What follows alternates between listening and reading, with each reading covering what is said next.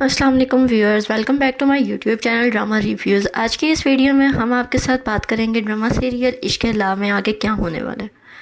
ایسا کیا ہوگا جس سے یہ ڈراما اور بھی انٹرسٹنگ ہوتا جائے گا۔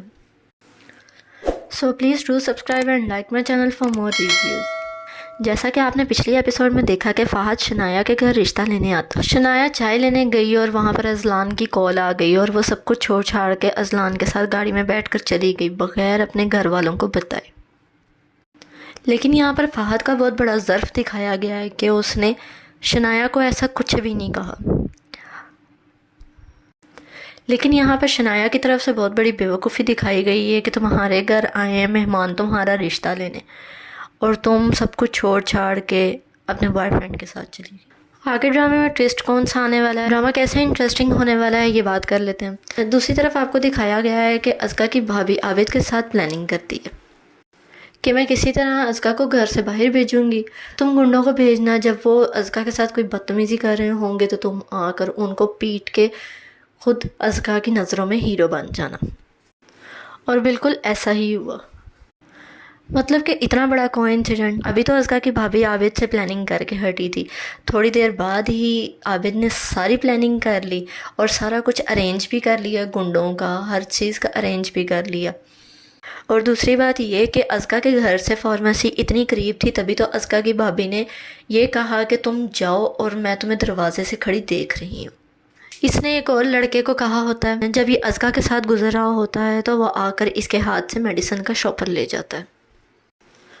اور جب آگے سے ازکا کا بھائی آتا ہے تو وہ ازکا کو دیکھ کر حیران ہو جاتا ہے کہ یہ عابد کے ساتھ کیا کر رہی ہے۔ پھر بھائی کے پوچھنے پر ازکا بتائے گی میں تو اماں کی میڈیسن لینے گئی تھی، اور بھائی کہے گا کہ تمہارے پاس تو کوئی میڈیسن ہے ہی نہیں۔ ازکا کو عابد کی چالاکی کی سمجھ آ جائے گی۔ جب وہ اپنے بھائی کے ساتھ گھر جائے گی تو اپنی بھابھی سے کہے گی کہ بھائی کو بتائیں میں اماں کی میڈیسن لینے گئی تھی، اور بھابھی اسی ٹائم مکر جائے گی اور کہے گی کہ تمہاری بہن کا میرے بھائی عابد کے ساتھ چکر چل رہا ہے، یہ اس کے ساتھ بھاگ گئی تھی۔ یہ سن کر بھائی بہت حیران ہو جائے گا اور اس کو غصہ آئے گا، وہ جا کر عابد کی دھلائی کرے گا۔ ازکا کی ماں سلطان کو بتائے گی کہ ہاں میری طبیعت خراب تھی، اسی وجہ سے ازکا میری میڈیسن لینے گئی تھی، اور اپنی بہو کو کہے گی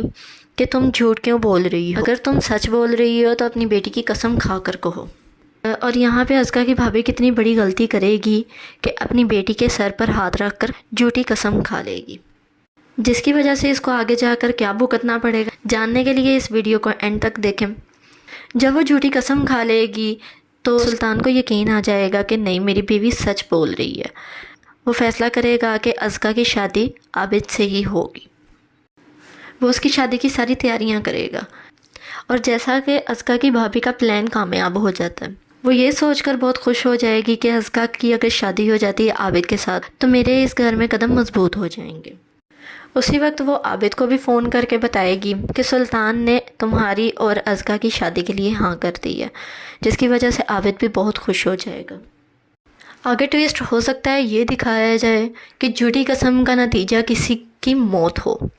وہ ہو سکتا ہے اس کی موت ہو جس کی جھوٹی قسم کھائی گئی ہے، یا ہو سکتا ہے اس کی موت ہو جس کی جھوٹی قسم کھائی گئی ہے جو اس کے ساتھ بہت زیادہ کنیکٹڈ ہو۔